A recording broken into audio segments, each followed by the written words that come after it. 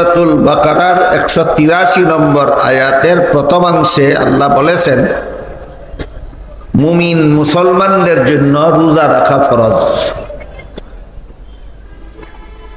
কোন মাসে রোজা রাখা ফরজ সেই মাসের নাম বলেছেন 85 নম্বর আয়াতের শুরুতে।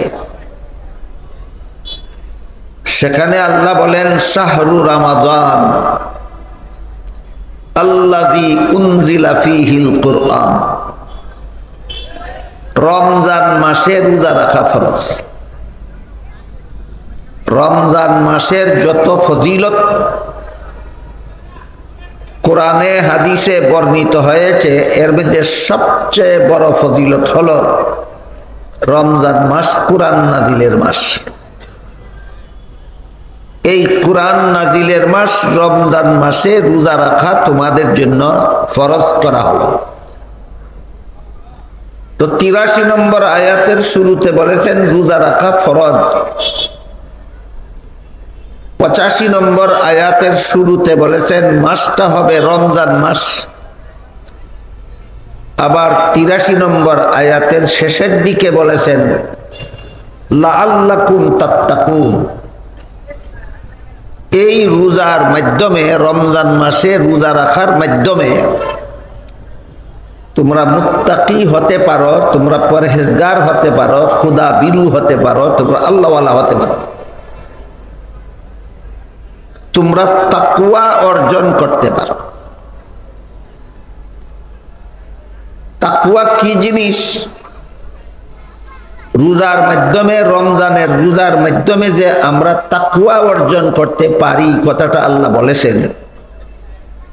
তাকওয়া জিনিসটা কি এটা এই প্রসঙ্গে বুঝে নেওয়া দরকার। হযরত উমর ফারুক রাদিয়াল্লাহু তাআলা আনহু হযরত উবাই ইবনে কাব রাদিয়াল্লাহু আনহুকে জিজ্ঞাসা করেছিলেন তাকওয়া কাকে বলে। উবাই ইবনে কাব সরাসরি উমরের প্রশ্নের জবাব না দিয়ে পাল্টা তাকে জিজ্ঞাসা করেছিলেন যে জঙ্গল কাঁটাদার গাছে ভরা এমন জঙ্গল আপনি দেখেছেন কি? উমর বলেন দেখেছি। উবাই জিজ্ঞেস করেন এমন কাঁটাদার গাছে ভরা জঙ্গল দিয়ে আপনি কখনো গিয়েছেন কি? উমর বলেন গিয়েছি। উবাই জিজ্ঞেস করেন যে জঙ্গল কাঁটাদার গাছে ভরা এমন জঙ্গল দিয়ে আপনি গেলেন কিভাবে? উমর বলেন এমন ভাবে শরীর কাপড় সামলে গিয়েছি যেন আমার শরীরে কোনো কাঁটা না লাগে, যেন আমার শরীরে কোনো কাঁটা না লাগে। তখন উবাই বলেন এটার নামই তাকওয়া। অসংখ্য অগণিত গুনার কাঁটাদার গাছে ভরা জঙ্গলের নাম দুনিয়া। এই দুনিয়ার ভিতর দিয়ে প্রতিটি মানুষের জান্নাতে যাওয়ার পথ। দুনিয়ার বাইরে দিয়ে কেউ কখনো জান্নাতে পৌঁছতে পারবে না। জান্নাতে পৌঁছতে হলে দুনিয়ার ভিতর দিয়েই জীবনযাত্রা করতে হবে। অথচ এই দুনিয়াটা অসংখ্য অগণিত গুনার পরিবেশে ভরা। তাই অগণিত গুনার কাঁটাদার গাছে ভরা জঙ্গলের নাম দুনিয়া। এ দুনিয়ার ভিতর দিয়ে জান্নাতের দিকে যাওয়ার পথে যদি এমন ভাবে তুমি যেতে পারো যে দুনিয়ার থেকে কোনো গুনাহ তোমার সাথে তোমার কবরে না যায়, তবেই তোমার তাকওয়া হাসিল হবে। দুনিয়াতে আমি এমন ভাবে জীবন যাপন করব যেন এখান থেকে কোনো গুনাহ আমার সাথে কবরে না যায়, তবেই আমার কি হাসিল হইল? তাকওয়া হাসিল। সারমর্ম হলো গুনাহমুক্ত হওয়ার নাম তাকওয়া। সারমর্ম কি হইল?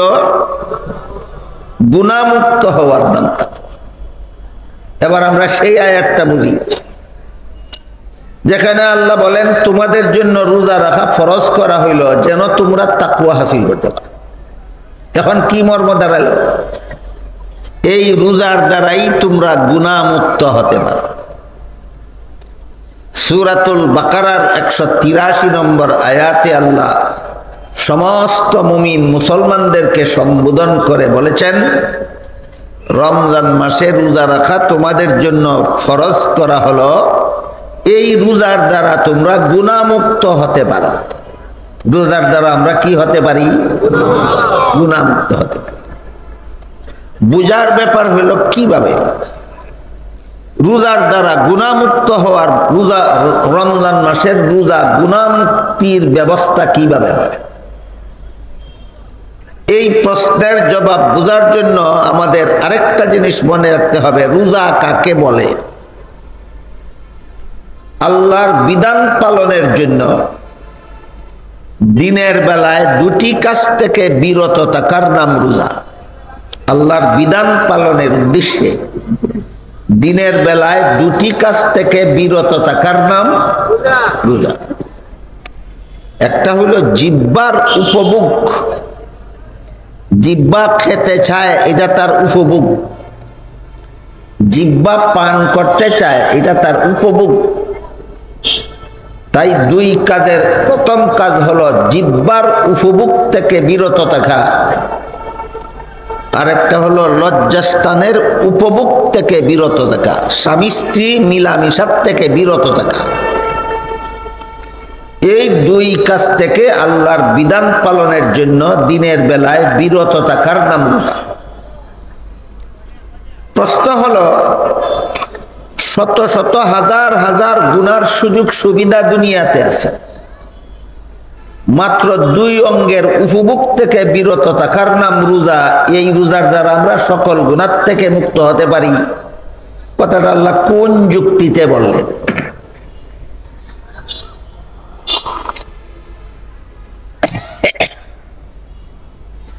ইমাম গাজালি রহমতুল্লাহি আলাইহি তার বিশ্ববিখ্যাত অমর গ্রন্থ ইহয়াউল উলুমে লিখেছেন, রমজান মাসে রোজা রেখে দুই অঙ্গকে তার উপভোগ থেকে বিরত থাকলে গুনাহমুক্ত হওয়া যায় কিভাবে। তার কারণ হলো, মানুষ দুনিয়াতে বেশিরভাগ গুনাহে লিপ্ত হয় দুই অঙ্গের চাহিদা পূরণের লালসায়। জিহ্বার চাহিদা পূরণের লালসায় অসংখ্য গুনাহে লিপ্ত হয়, লজ্জাস্থানের চাহিদা পূরণের লালসায় অসংখ্য অগণিত গুনাহে লিপ্ত হয়। কাজেই এই দুইটা অঙ্গকে যদি গুনাহ থেকে বারণ করা যায়, অন্য সকল গুনাহ থেকে বিরত থাকা সহজ হয়ে যায়। এই জন্য দুই অঙ্গকে তার উপভোগ থেকে বারণ করার নাম রোজা সাব্যস্ত করেছেন, এবং এর মাধ্যমে তোমরা তাকওয়া অর্জন করতে পারো, গুনাহমুক্ত হতে পারো বলে আল্লাহ উল্লেখ করেছেন। তাই এক হাদিসে রাসূল করিম সাল্লাল্লাহু আলাইহি ওয়াসাল্লাম বলেন, আমার কোন উম্মত যদি তার শরীরের দুইটা অঙ্গের ব্যাপারে আমাকে গ্যারান্টি দিতে পারে, এই দুইটা অঙ্গকে হারাম কাজে ব্যবহার করবে না, তাহলে আমিও তাকে গ্যারান্টি দিতে পারবো জান্নাতে পৌঁছে যাওয়ার। একটা অঙ্গ হলো তার 32 দাঁতের বেষ্টনে পরিবেষ্টিত জিহ্বা, আর একটা হলো তার দুই উরুর বেষ্টনে পরিবেষ্টিত লজ্জাস্থান। রাসূল বলেন, যেই ব্যক্তি তার জিহ্বা সম্পর্কে আমাকে গ্যারান্টি দিতে পারবে, এই জিহ্বার দ্বারা হারাম উপভোগ করবে না, আর যে ব্যক্তি তার লজ্জাস্থানের ব্যাপারে আমাকে গ্যারান্টি দিতে পারবে, লজ্জাস্থানকে হারাম উপায়ে উপভোগ করবে না, আমি আল্লাহ তাকে, আমি রাসূল তাকে জান্নাতে পৌঁছে দেওয়ার গ্যারান্টি দিতে পারব।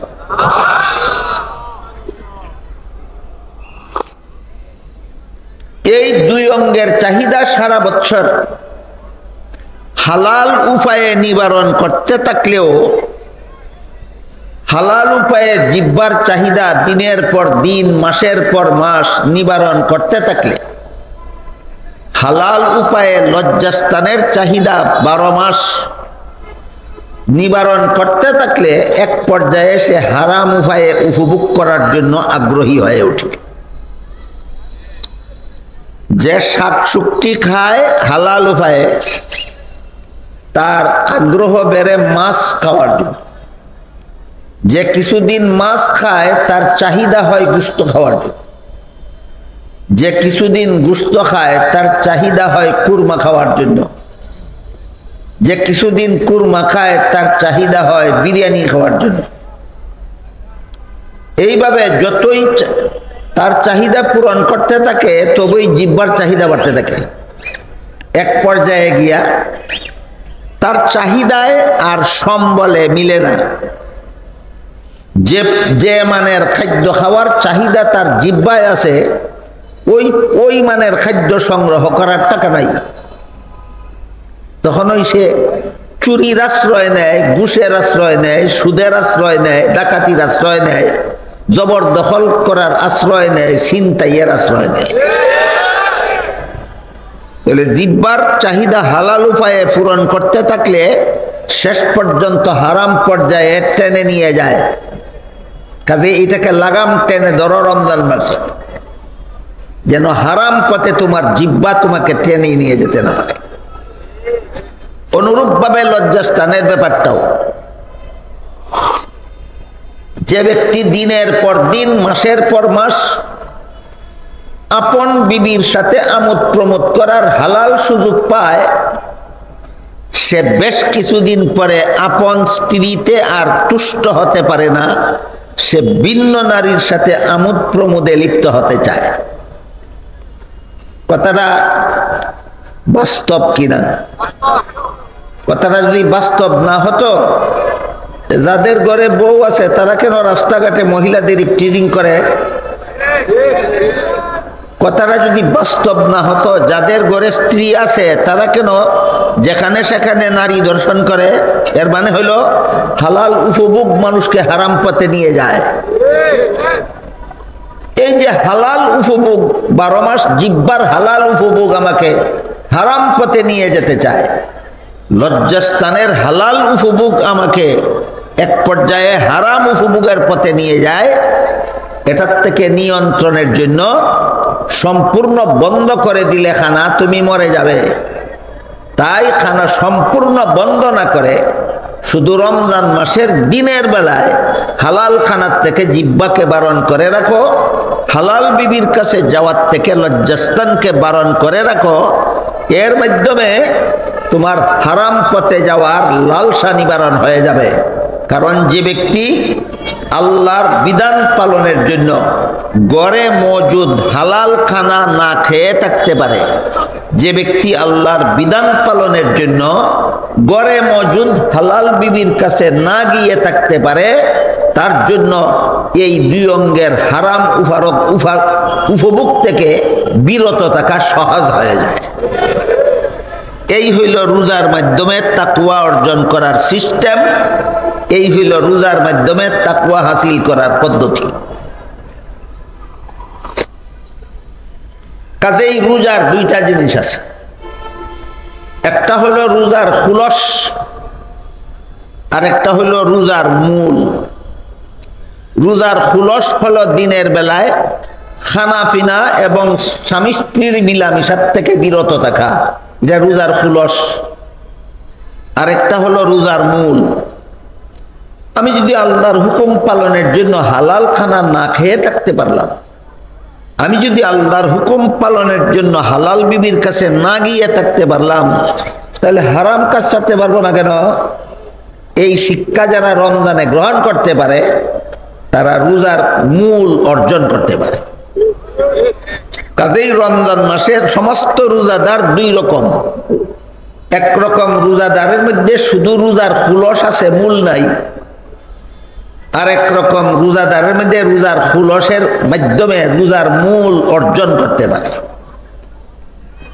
যাদের মধ্যে রোজার খুলস আছে, মূল নাই, উপবাস থাকে, বিবির কাছে যায় না, কিন্তু রোজাও রাখে, সুদও খায়, রোজাও রাখে, ঘুষও খায়, রোজাও রাখে, মিথ্যা কথাও বলে, রোজাও রাখে, মিথ্যা মামলাও করে, রোজাও রাখে, সব রকমের গুনার কাজও করে। আমার কথা বুঝে থাকলে আপনারা বলুন, তার কাছে রোজার কি আছে কি নাই? খুলস আছে, মূল নাই। এই রোজার ফলাফল আছে সামান্য, তেমন কোনো ফলাফল নাই। এই রোজার কি ফলাফল আছে আমি একটু বলি, একটু পরে বলি আপনাদেরকে।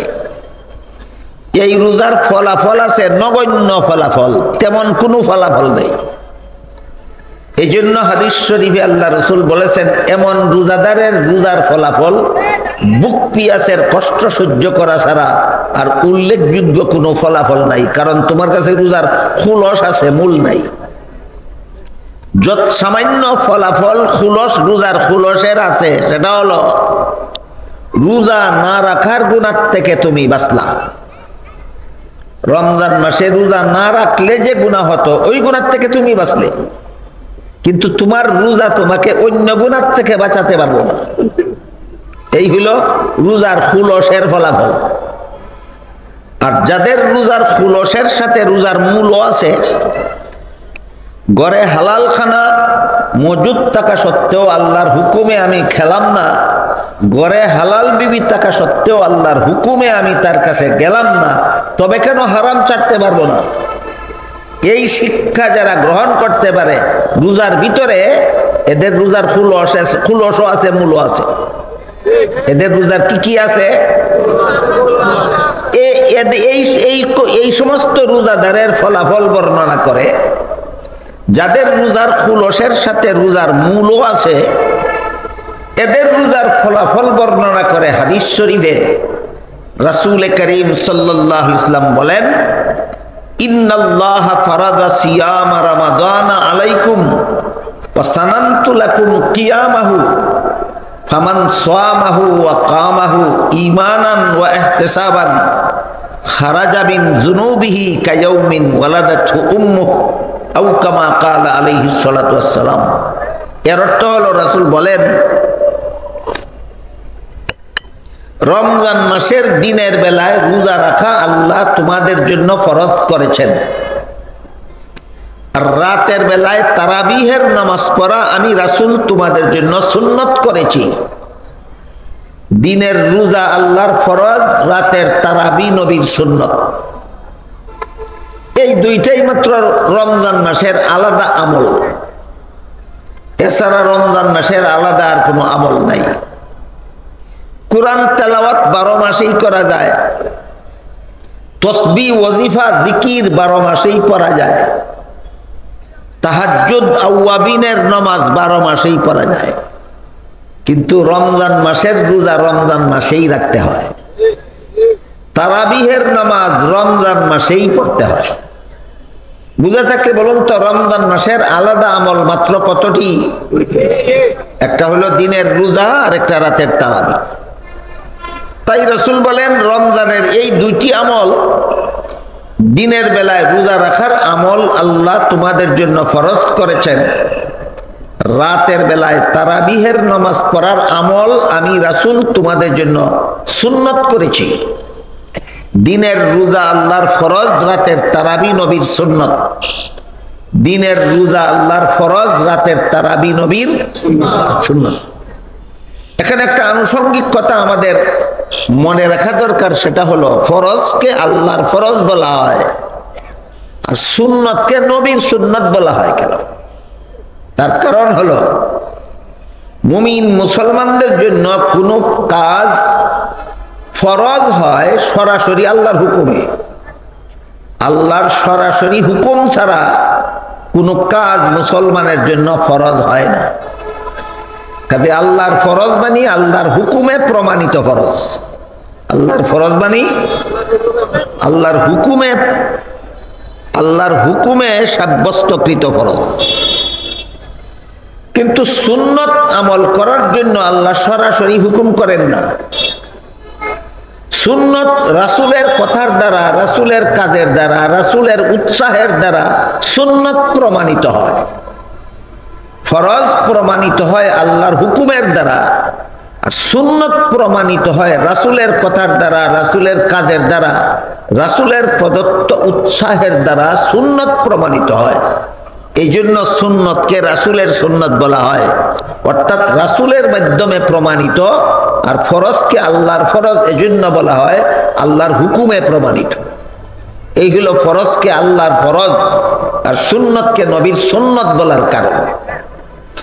হাদিস শরীফে রাসূল বলেন, দিনের বেলায় রোজা রাখা আল্লাহ তোমাদের জন্য সরাসরি হুকুম করেছেন, তাই এটা তোমাদের জন্য ফরজ।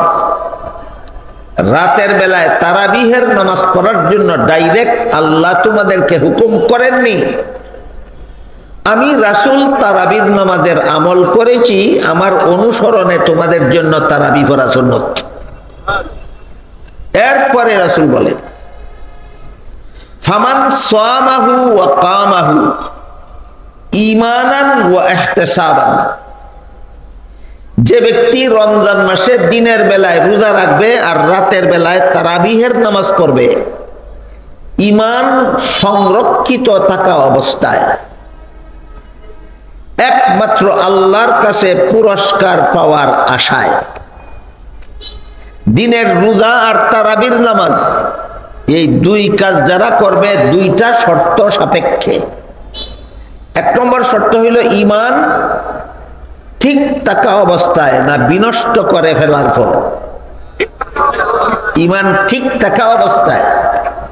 আরেকটা হলো আল্লাহর কাছে পুরস্কার পাওয়ার আশায়। ঈমান ঠিক থাকা অবস্থায় আল্লাহর কাছে পুরস্কার পাওয়ার আশায় যারা দিনের বেলায় রোজা রাখবে, রাতের বেলায় তারাবিহের নামাজ পড়বে, আল্লাহ তাদের সারা জীবনের সমস্ত গুনাহ মাফ করে দেবে। একটু আগের কথা যারা বুঝেছেন, মনে রেখেছেন, তারা বলুন রোজা রাখলে আর তারাবি পড়লে জীবনের সব গুনাহ মাফ হয়ে যায়। শুধু রোজার খুলস রাখলে না মূল সহ? অনেক অনেক অনেক লোক বেশি বেশি চতুর, বেশি চালাক থাকে, এরা কথাটা মনে রাখে, শর্তটা বলে যায়। কথাটা মনে রাখে, শর্তটা বলে যায়। এটা হলো আল্লাহর সাথে চাতুরি। আল্লাহ কি তোমার থেকে বেশি কম চালাক নাকি? আল্লাহ কি কোনো বান্দার চেয়ে কম চালাক? তো আল্লাহর সাথে চাতুরি করে কোনো কাজ হবে না। রাসূলের এই হাদিস মতো আমরা যদি দিনের রোজা আর রাতের তারাবির দ্বারা জীবনের সমস্ত গুনাহ মাফ করাতে চাই, তাহলে রোজার খুলস যথেষ্ট হবে না, রোজার খুলসের সাথে রোজার মূলটা গ্রহণ করতে হবে।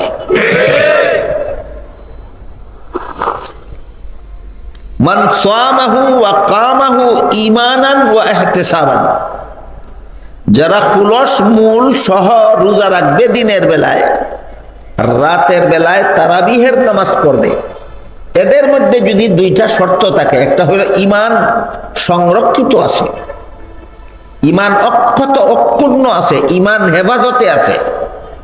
আর একটা শর্ত হলো দুনিয়ার কোনো লোভ লালসায় রোজা রাখে না, দুনিয়ার কোনো লোভ লালসায় তারাবিহের নামাজ পড়ে না, একমাত্র আল্লাহর কাছে পুরস্কার পাওয়ার আশায়। তাহলে আমি তার এই দুই আমলের মাধ্যমে তার জীবনের সমস্ত গুনাহ মাফ করে দেব। সমস্ত গুনাহ বুঝাতে গিয়ে রাসূল একটা উদাহরণ দিয়েছেন বড় চমৎকার। সেটা হলো রাসূল বলেন, কায়াউমিন ওয়ালাদাতহু উম্মুহু, একটা মা তার বাচ্চা যখন জন্ম দেয় তখন বাচ্চাটা কি পরিমাণ গুনাহগার অবস্থায় জন্ম হয়? সম্পূর্ণ নিষ্পাপ। এই সন্তানের উদাহরণ দিয়ে রাসূল বলেন, একটা সন্তান নূতন জন্ম হওয়ার সময় যেই রকমের নিষ্পাপ অবস্থায় জন্ম হয়, রমজানের দুই কাজ যারা এইভাবে করবে, আল্লাহ তাদেরকে সদ্য প্রসূত সন্তানের মতো সম্পূর্ণ গুনাহ মাফ করে দিবেন।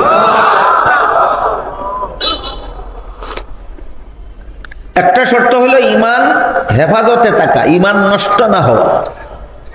আর একটা শর্ত হইল একমাত্র আল্লাহর সন্তুষ্টি লাভের উদ্দেশ্যে করা। এই দুইটা কথা বর্তমান জমানায় বড় কঠিন।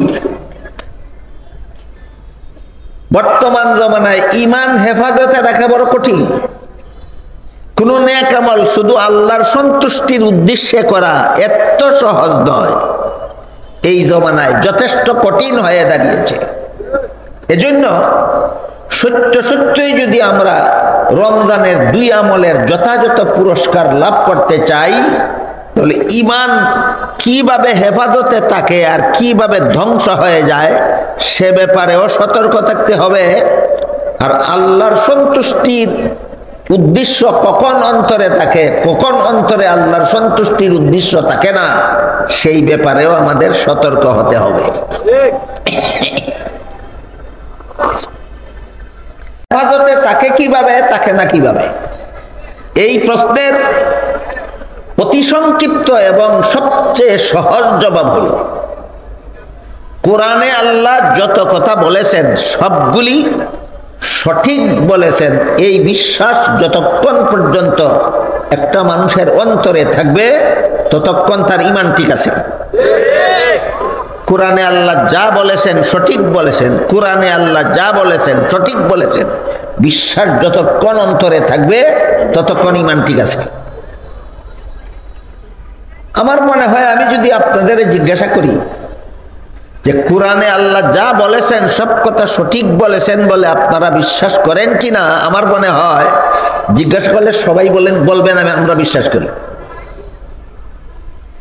আপনারা সবাই হয়তো বিশ্বাস করেন বাস্তবেও, কিন্তু আমাদের সমাজে এরকম লক্ষ লক্ষ নামধারী মুসলমান আছে এই বাংলাদেশে যারা কোরআনের সব কথাকে সঠিক মনে করে না।